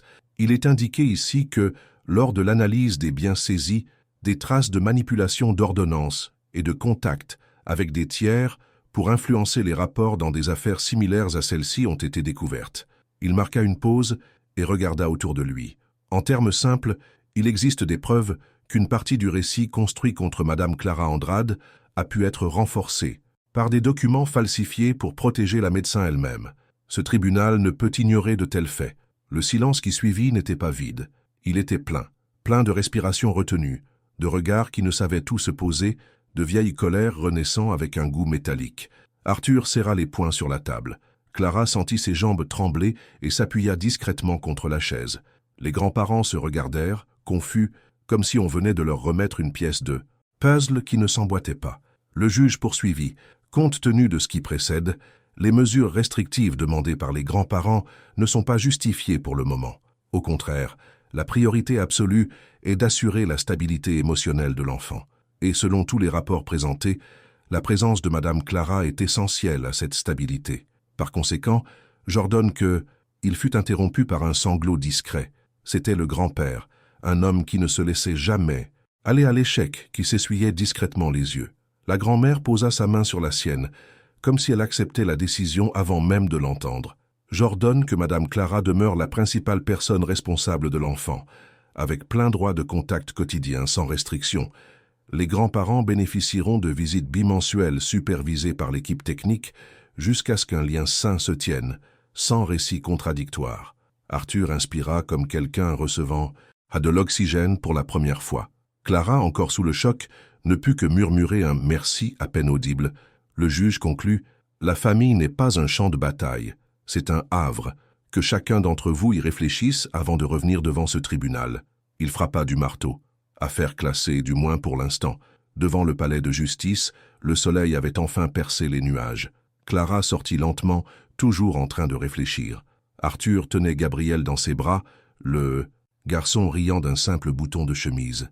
Suélie la suivit, son carnet toujours serré dans ses bras, et prononça les mots que tout le monde avait besoin d'entendre. « C'est fini maintenant. » Clara prit une profonde inspiration, comme si elle se libérait d'un poids qu'elle portait depuis des mois.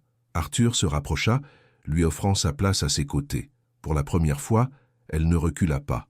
Sur le trottoir, la grand-mère s'approcha d'un pas hésitant. « Puis-je » demanda-t-elle, en tendant la main pour toucher Gabriel. Clara hésita, mais Arthur acquiesça. Le garçon rit, saisit le doigt ridé de sa grand-mère et le serra fort. La femme pleura en silence, et pour la première fois, il n'y eut plus de dispute, juste une présence. Le grand-père se tenait à quelques pas derrière, observant, les yeux embués de larmes, jusqu'à ce qu'il s'autorise un timide signe de la main. Arthur répondit par un autre signe, bref mais plein de promesses. Cette nuit-là, dans le manoir, la maison résonnait différemment. Ce n'était plus l'écho de pas tendus, mais le murmure de conversation relâchée. Gabriel s'endormit tôt, épuisé par tant de nouveautés. Suélie chantait doucement dans la cuisine tout en rangeant. Arthur et Clara se tenèrent sur le porche sans se presser, contemplant la lune. Il rompit le silence. « Aujourd'hui, quand le juge a prononcé votre nom, j'ai réalisé qu'il n'y a plus de maison sans vous. » Clara ne répondit pas immédiatement. Elle leva les yeux au ciel, prit une profonde inspiration et dit simplement « Alors ne laissez pas cette maison s'effondrer à nouveau. » Arthur hocha la tête avec sérieux. « Plus jamais. » Et tandis que la nuit s'installait autour d'eux, quelque chose de nouveau s'ouvrit à eux. Ce n'était pas seulement la fin d'un processus, c'était le début d'une vie qui, pour la première fois, semblait véritablement possible. Dans les jours qui suivirent à l'audience, Clara sembla plus légère. Ce n'était pas une joie flagrante, mais un repos, évident dans son regard. Le poids de devoir prouver chaque jour son innocence commençait enfin à s'alléger. Arthur remarqua chaque détail, sa façon de s'attarder un peu plus à la table du petit déjeuner, son rire sincère aux grimaces de Gabriel, sa façon d'oublier parfois sa montre et de rester dans le jardin après les heures de bureau juste pour admirer le coucher de soleil reflété dans les fenêtres du manoir. Il ne dit rien, pas encore, mais chérissait chaque geste, comme s'il s'agissait de pierres précieuses. Gabriel, de son côté, s'épanouissait. Il dormait mieux, parlait plus souvent et faisait déjà ses premiers pas sans aide. Un jour, au milieu du salon, il essaya de traverser le tapis, tomba sur les fesses et, au lieu de pleurer, regarda Clara droit dans les yeux et dit « Mama » d'une voix assurée. Le silence qui suivit fut plus fort que n'importe quel cri. Surprise, Clara porta la main à sa bouche, les larmes coulant sans demander la permission. Arthur déglutit, la gorge serrée comme jamais auparavant, même lors de rassemblements de millions de personnes. L'enfant avait choisi, non par obligation, non par commodité, mais par amour. Cette nuit-là, après que Gabriel se fut endormi, Arthur trouva Clara sur le porche, contemplant le ciel. Il s'approcha lentement, craignant de rompre l'instant. « Il t'a appelé maman », dit-il doucement. Clara s'essuya discrètement les yeux. « Il ne sait pas encore ce qu'il dit », répondit-elle en essayant de dissimuler son émotion. Arthur secoua la tête. « Si, il le sait. Un enfant reconnaît un cœur avant de reconnaître des mots. » Elle le fixa un instant, puis détourna le regard, car il était plus facile de regarder les étoiles que l'intensité de son regard. Les semaines suivantes furent jalonnées de petits signes. Arthur commença à partager avec Clara des choses qu'il n'avait jamais partagées auparavant, de vieilles photos d'Elisa, des souvenirs à la fois douloureux et apaisants. Elle riait aux éclats en renversant du café. « Je me plaignais, mais c'était ma façon de me retenir de rire », raconta-t-il un jour. Clara écoutait en silence, respectant son espace, et, sans s'en rendre compte, elle commença aussi à révéler des parties d'elle-même. Elle parla du bébé qu'elle avait perdu, de la douleur qui la lançait encore, des nuits où elle rêvait d'un cri qui n'avait jamais eu lieu. Lorsqu'il eut terminé, Arthur lui effleura simplement la main sur la table. Aucune réponse ne pouvait être exprimée par des mots. Seulement sa présence. L'idylle ne s'est pas faite comme une explosion. Elle a surgi comme une braise persistante, un dîner improvisé avec des pâtes mal assaisonnées, mais qu'ils ont mangé en riant. Un après-midi pluvieux, où ils étaient coincés à l'intérieur et jouaient à cache-cache avec Gabriel sous les couvertures. Un dimanche où ils sont allés au parc, loin des caméras, et Clara s'est permise de marcher main dans la main avec Arthur pendant que Gabriel chassait les pigeons. Sueli, qui comprenait toujours avant tout le monde, a commenté doucement « Enfin, la maison semble complète ». Clara a fait semblant de ne pas entendre, mais son cœur s'est emballé. Lorsque son emprisonnement injuste eut atteint 1 an, Arthur organisa quelque chose de différent. Pas de fête, pas de gros titres, juste un petit dîner au salon avec Donna Marcia, Sueli et quelques amis proches. Pendant le toast, il leva son verre et dit « Aujourd'hui, il ne s'agit pas seulement de ce qui s'est passé.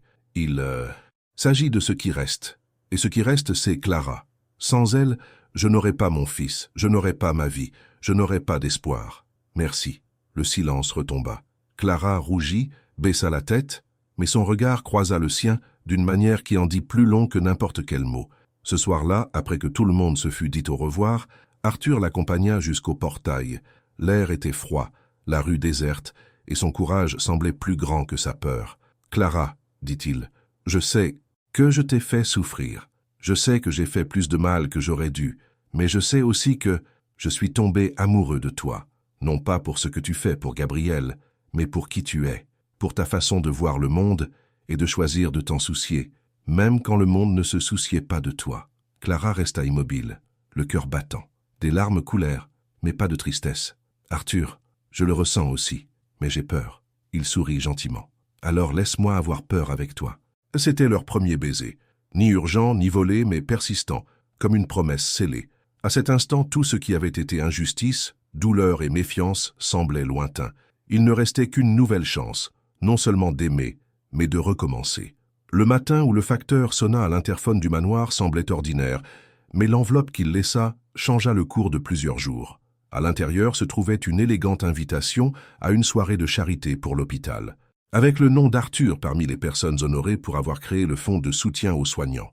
Au bas, une note en plus petit caractère. La présence de Madame Clara Andrade est suggérée. Arthur la lut en silence, ressentant un mélange de fierté et d'appréhension. Fierté de ce qu'ils avaient construit ensemble, peur d'exposer à nouveau Clara aux caméras et au jugement.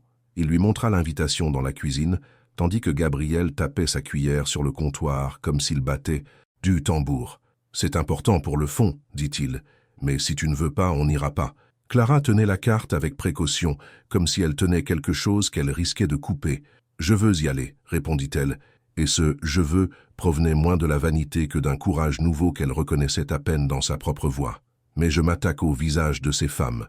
Si c'est de nous qu'il s'agit, on reviendra. » La semaine fut riche en petits préparatifs.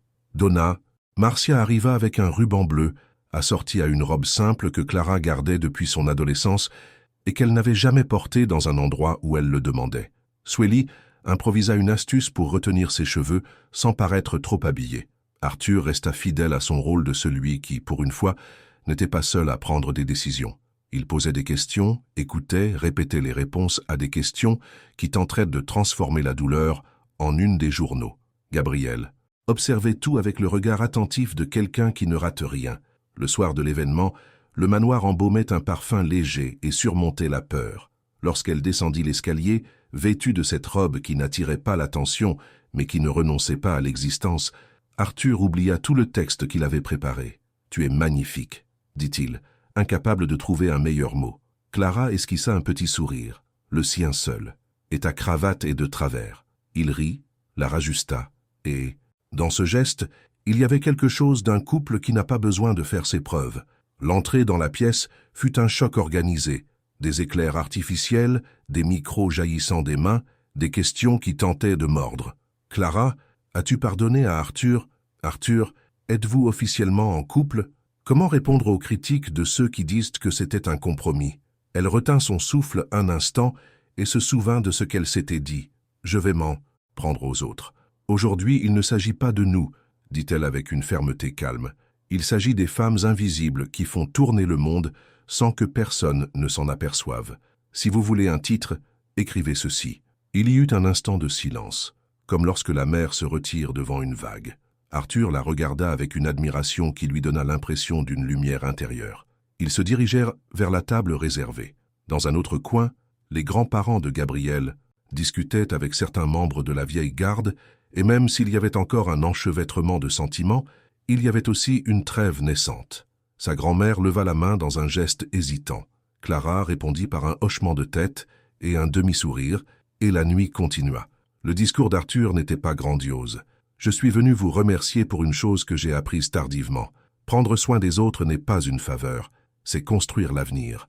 Et ceux qui prennent soin des autres ont besoin d'être pris en charge. » Il évoqua le contexte, les premiers rendez-vous, les messages anonymes de femmes qui avaient enfin un téléphone.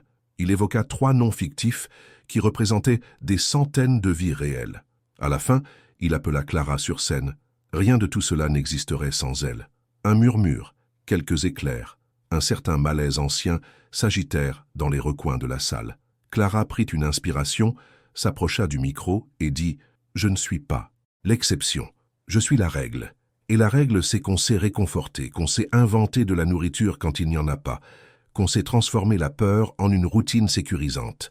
Aujourd'hui, pour la première fois, je parle au micro non pas pour me défendre, mais pour vous remercier. Merci aux femmes qui m'ont appris à être une épaule, et merci à celles qui ont dû être un pilier. Ce ne fut pas long, ce ne fut pas spectaculaire, mais lorsqu'elle quitta la scène, quelque chose dans... La salle avait changé, tout n'était pas facile. Une mondaine au sourire narquois s'approcha pendant l'entracte, une coupe de champagne brandie comme une menace. « Tu parles bien, pour quelqu'un qui vient de là où tu viens » lança-t-elle, comme si elle versait de l'acide sur la nappe blanche.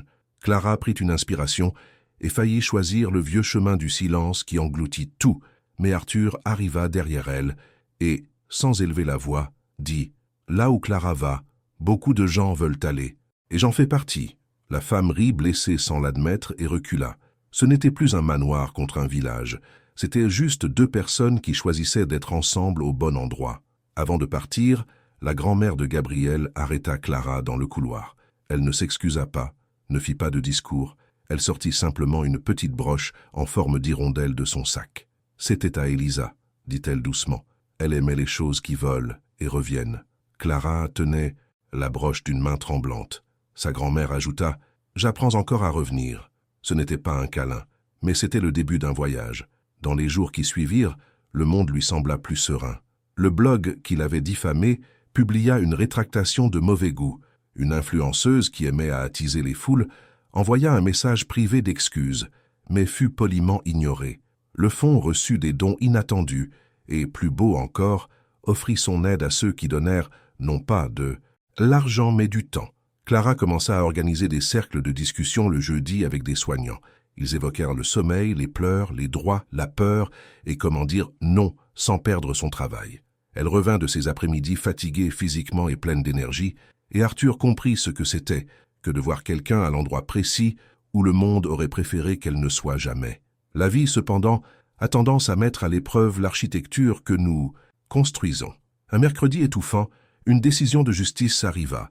Un tabloïd étranger, ressassé de vieilles informations erronées, promettait de publier un rapport majeur sur Clara contenant de nouvelles révélations.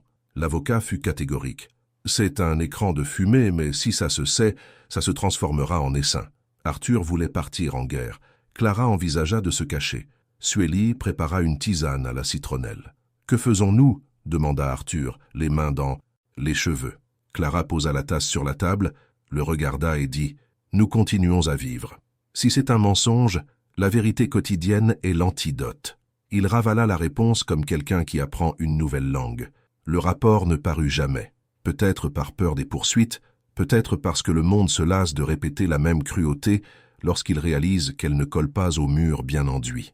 Le soir des 2 ans de Gabriel, le salon était empli d'une joie inattendue.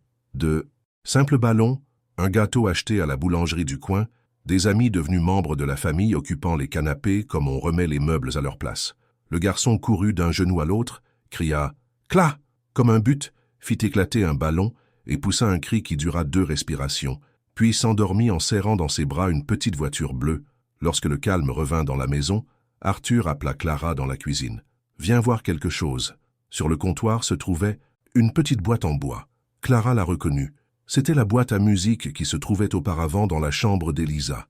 Il rampa dans le passé avec la prudence de quelqu'un qui manipule un reliquaire. « Elle a acheté cette boîte quand elle a appris qu'elle était enceinte, » dit-il. « Je voulais que notre fils ait de la musique qui lui appartienne. » Il ouvrit le couvercle. Le mécanisme libéra des notes simples, presque timides. Je lui en voulais depuis longtemps de m'avoir quitté. Aujourd'hui, elle me manque. Et j'ai autre chose, l'envie de tout faire bien à partir de maintenant, avec toi. Clara écouta la mélodie jusqu'au bout.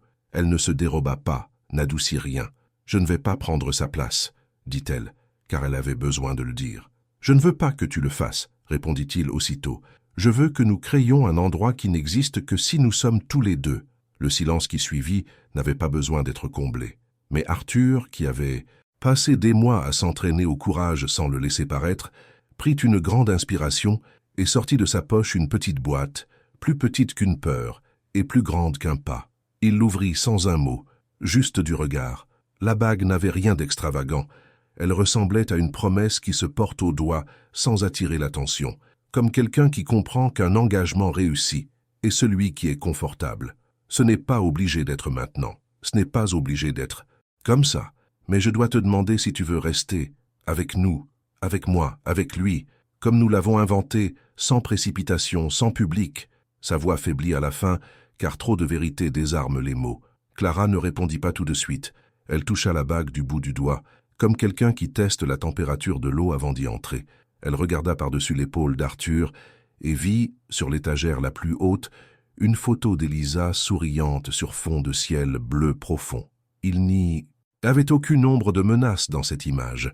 C'était une invitation à être entière sans s'excuser auprès des morts. « J'ai peur », murmura-t-elle, honnête comme toujours. « Moi aussi », répondit-il, sans peine. « Mais je suis plus disposé à avoir peur qu'à tromper. » Ils rirent ensemble de la belle absurdité de transformer la fragilité en pacte. La porte de la cuisine grinça doucement, et Gabriel apparut en pyjama, les cheveux en bataille, les yeux lourds de sommeil, mais bien réveillé pour « à l'essentiel ». « Claude, papa », dit-il en allongeant les syllabes, et il désigna la petite boîte comme un feu de joie dans le sable. Arthur se pencha, plaça la bague dans la paume du garçon et murmura « Mon fils, demande-lui comment on s'entraînait ». Gabriel se tourna vers Clara avec un sérieux que seul un enfant peut manifester face à des choses qu'il ne comprend pas entièrement et dit « Veux-tu Nous épouser? Le « nous » sortit rond, complet, si certain qu'il bouleversa tout ce qui manquait encore. Clara sentit le sol trembler intérieurement. Ce n'était pas la peur de tomber, mais la peur de voler. Ses jambes voulaient courir, son cœur voulait rester, ses yeux allaient du garçon à l'homme, puis vice-versa, comme s'il devait choisir l'un, alors que la réponse était les deux.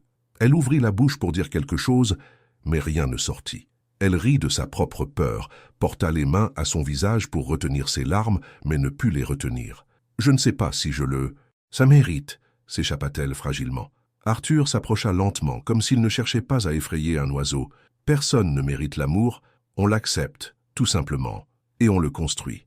Gabriel, impatienté par la poésie de l'adulte, tendit la bague à Clara, comme on décide qui termine une partie de pair ou d'impair. Elle serra le bijou, sentit sa légèreté, regarda l'homme qu'elle avait choisi chaque matin sans rien avouer, et dit, toujours sans rien dire, « J'ai besoin d'une minute. » Elle sortit par la porte latérale qui donnait sur le jardin. La nuit était chaude, sentant l'herbe mouillée et le bonheur. Elle se dirigea vers le vieux manguier, appuya son front contre le tronc et respira suffisamment longtemps pour retrouver son calme.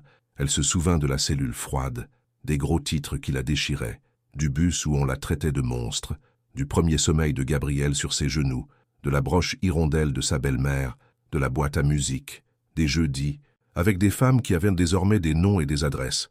Elle se souvint d'Arthur avec sa cravate de travers et ses mains tremblantes lorsqu'il disait « J'ai besoin de toi ». Et puis elle comprit que l'amour, c'est aussi avoir une bonne mémoire, se souvenir de ceux qui étaient là, de ceux qui sont restés, de ceux qui sont revenus. Lorsqu'il se retourna vers la maison, Arthur se tenait dans l'embrasure de la porte, tenant son fils dans ses bras, tous deux arborant ce même regard, impatient qui donne envie de rire et de pleurer. Clara s'avança lentement vers eux et s'arrêta à une main de distance. « J'ai bien peur de ne pas être à la hauteur, » commença-t-il. « Le sommet est ici, » dit-il, en se touchant la poitrine. « Et ici, » ajouta-t-il en touchant le front de Gabrielle du doigt. Elle prit une grande inspiration, comme pour plonger, puis remonta à la surface, des coquillages à la main. « Alors, repose-moi la question, » demanda-t-il. Arthur sourit, les yeux humides, et répéta « Clara Andrade, veux-tu nous épouser ?» Elle ferma les yeux une seconde, et lorsqu'elle les rouvrit, il y avait toute une réponse. Mais je vais la retenir un instant pour vous écouter.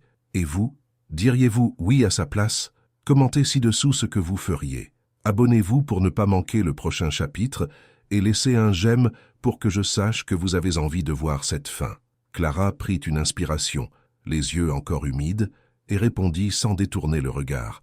Oui, le mot sortit, bref mais plein, comme quelqu'un qui allume une lumière, et réalise alors que toute la maison est plongée dans le noir.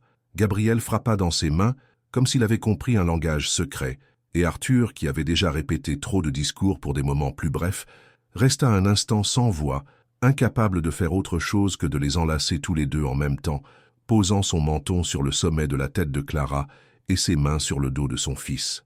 La bague trouva son doigt comme si elle y avait toujours été.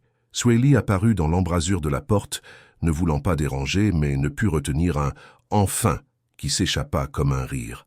Donna Marcia, appelée par un bref message, arriva plus tard, d'un pas précipité et les yeux humides, et serra sa fille dans ses bras avec un mélange de soulagement et de fierté insaisissable. « Cette fois, je t'ai vu choisir ta vie », dit-elle doucement, et Clara garda la phrase comme une clé. Les jours suivants furent remplis de décisions apparemment anodines, mais d'une importance capitale. Pas de fête gigantesque ni de liste de cadeaux venus d'une autre planète. Ils voulaient un mariage à la hauteur de leur histoire, un jardin, un après-midi, des invités. Le faire-part était une photo du cercle tordu que Gabriel avait dessiné à l'école, désormais marqué de 3 points au milieu. Nous, au crayon. Sa grand-mère apporta la broche hirondelle pour la robe de Clara, et elle l'épingla elle-même au tissu les mains tremblantes.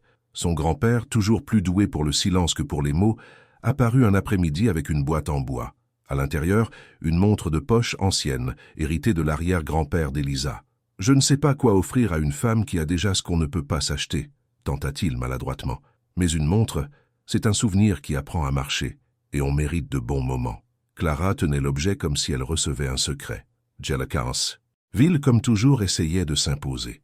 Une chronique évoquait le luxe, une autre prédisait un désastre, une chaîne de potins pariait sur une liste VIP. Leur réponse était l'absence. Le jour arriva en silence.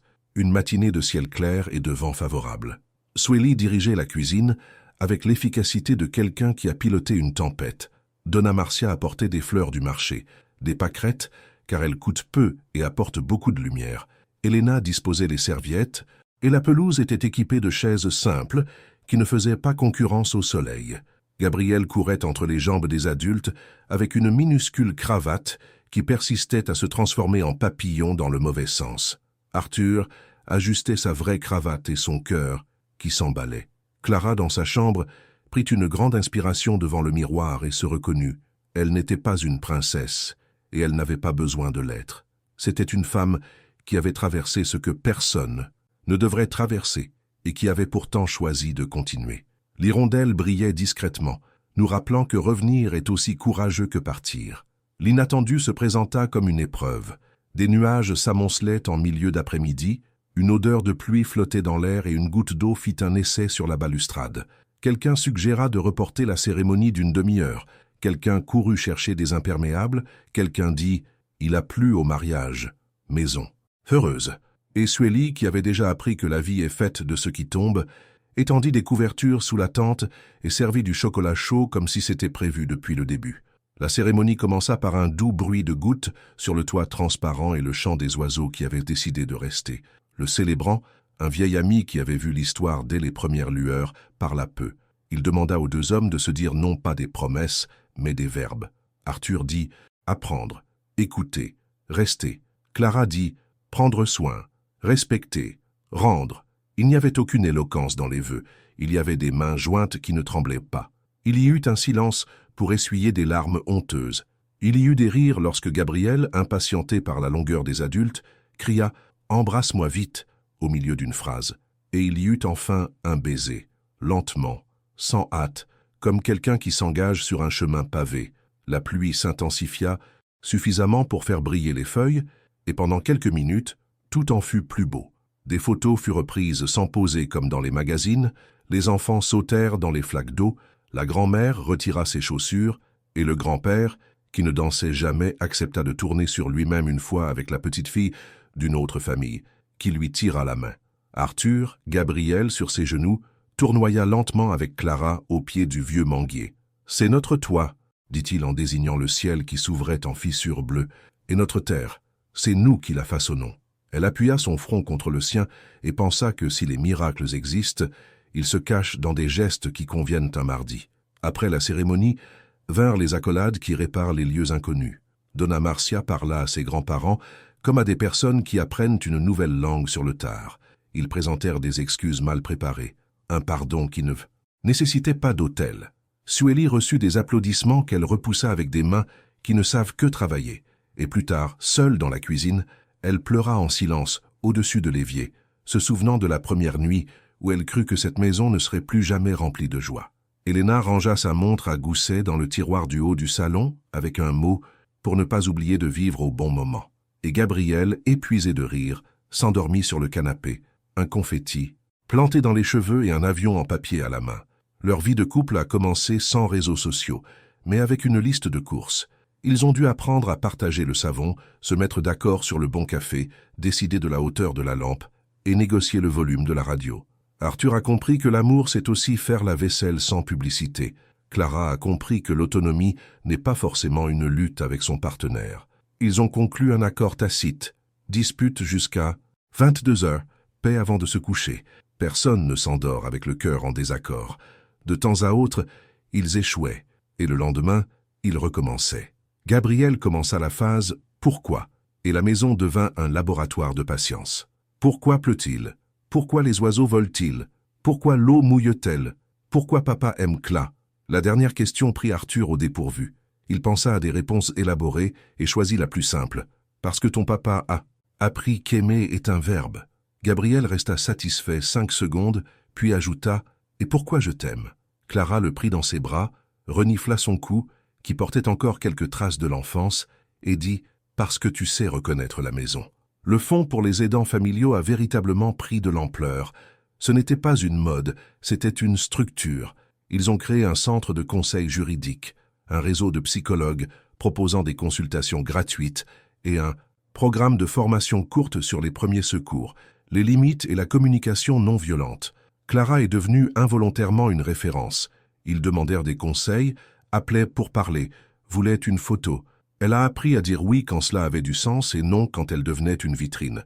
Elle retournait certains après-midi au centre de santé du quartier, désormais munie d'un badge de formatrice invitée, et lisait dans le regard des jeunes filles de 20 ans une soif de respect. À la maison, le carnet dans lequel Arthur notait les étapes importantes de son fils s'enrichissait également de notes. Première nuit sans peur du passé, première absence à cause d'une invitation indécente d'une marque, première sortie au marché main dans la main sans regarder par-dessus son épaule. La nouvelle arriva comme le silence avant un feu d'artifice. Clara était enceinte. Elle ne l'apprit pas par une application ni par une vidéo musicale. Elle l'apprit par son corps, qui murmurait « Il y a quelqu'un ici ». Elle attendit le temps nécessaire pour faire confiance.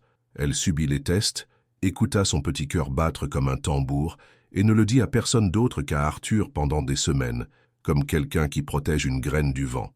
Quand elle l'annonça enfin à Gabriel, ce fut avec un dessin, 3 petits personnages se tenant la main et un 4e, plus petit, au milieu. « Qui est-ce » demanda Arthur, feignant la surprise. Gabriel sourit de toutes ses dents et répondit « C'est nous, plus un ». Donna Marcia apporta de nouveau des pâquerettes, sa grand-mère apporta une couverture qu'elle avait commencé à tricoter tranquillement, et Swelly sortit du garde-manger une boîte de vêtements neutres qu'elle avait gardée par pure superstition. La maison prit une nouvelle allure. Attente, peur, joie ardente, prière, liste de noms, liste de listes. Au petit matin, le bébé décida d'arriver. La rue était calme, le ciel sans étoiles, et la maison résonnait du murmure des respirations des endormis. La douleur survint sincère par vagues. Arthur réussit à bien doser le café et à bien se soigner, à bien demander si tout allait bien et à bien se reprendre en lui tendant simplement la main. Gabriel se réveilla avant l'aube et demanda si l'autre cœur était prêt. Il l'était. Des heures plus tard, tandis que le soleil dessinait des lignes sur le mur de la chambre, une petite fille naquit, minuscule et entière, aux yeux curieux, qui n'attendrait pas longtemps pour désirer le monde. Clara poussa un cri qui balaya passé et présent, remercia sans mots, serra sa fille contre sa poitrine et comprit, avec son corps, ce qu'elle savait déjà avec sa tête. Les choses qui nous brisent ne nous définissent pas à jamais. Gabriel s'approcha d'un pas prudent, regarda sa sœur comme s'il voyait la mère pour la première fois et dit « Bonjour » d'une voix secrète. Arthur coupa le cordon ombilical d'une main, tremblante, et repensa aux paroles qu'il avait promises. L'hirondelle sur la robe de Clara brillait sur le coin de la chaise, prête à être piégée dans une autre histoire. Ils ont choisi un nom qui unissait les 2 familles sans demander la permission du passé, et c'était la plus belle façon de dire « nous ». Les visiteurs sont arrivés sans tambour ni trompette, avec de la vraie nourriture et la patience de tenir la petite pendant que Clara prenait un long bain. Le juge a envoyé une carte, manuscrite souhaitant des jours tranquilles. Le docteur Martins a fait un câlin hors protocole, et les soignants du groupe ont envoyé une courte vidéo criant « Bienvenue » à l'unisson. Aucune caméra de surveillance n'est apparue. La vie, pour un rare instant, a respecté la vie privée de ceux qui le méritaient. Des mois plus tard, le jardin, témoin de la douleur, des luttes et des promesses, devint une cour de rire. Gabriel courait avec une petite voiture, sa sœur essayait d'attraper des bulles, Arthur installait un hamac, comme pour créer un décor relaxant. Et Clara, la fillette en écharpe, apprenait à une voisine la balançoire qui apaise sans lui donner de callosité au bras. « C'est là que je comprends que tout cela en valait la peine », dit-elle, sans se rendre compte qu'elle pensait à voix haute. Arthur entendit, se pencha plus près, pressa sa joue contre la sienne, et tous les 4 figuraient sur une photo que personne n'avait prise, mais dont le souvenir garantirait qu'elle ne soit pas perdue. Sur la véranda, la montre à gousset marquait les moments importants. Un déjeuner tardif, parce que la conversation était agréable, une sieste collective en milieu d'après-midi, parce que le corps la réclamait, une visite inattendue qui se transformait en dîner. Et parce que les histoires exigent des phrases pour les relier, il est utile de mentionner ce qu'ils ont appris à ne pas douter. Un nom de famille n'éduque pas un enfant, un diplôme ne garantit pas l'attention, un manoir ne devient pas un foyer sans un tour de main, et l'amour ne commence pas là où il n'y a pas de courage. La famille est une construction patiente qui s'élève chaque jour avec des briques de respect et du mortier de routine. Et quand le monde essaie de vous dire le contraire, regardez simplement ce qui compte vraiment, qui est présent quand les larmes vous déchirent, qui vous tient la main quand vous pensez que vous allez tomber, qui apprend à dire « désolé » sans honte et « je reste » sans un point d'interrogation. Si vous êtes arrivé jusqu'ici, dites-moi, la pluie a-t-elle porté chance ou était-ce simplement une bénédiction divine? Qu'est-ce qui vous a le plus touché dans ce voyage? Le doux « oui », la broche hirondelle, le dessin au crayon, bientôt le baiser de Gabriel, ou le nouveau cœur qui bat dans la poitrine de la famille? Écrivez dans les commentaires, partagez avec ceux qui ont besoin d'espoir aujourd'hui, aimez et abonnez-vous à la chaîne pour que nous puissions continuer à raconter des histoires qui nous rappellent que l'attention reste la plus belle forme d'amour.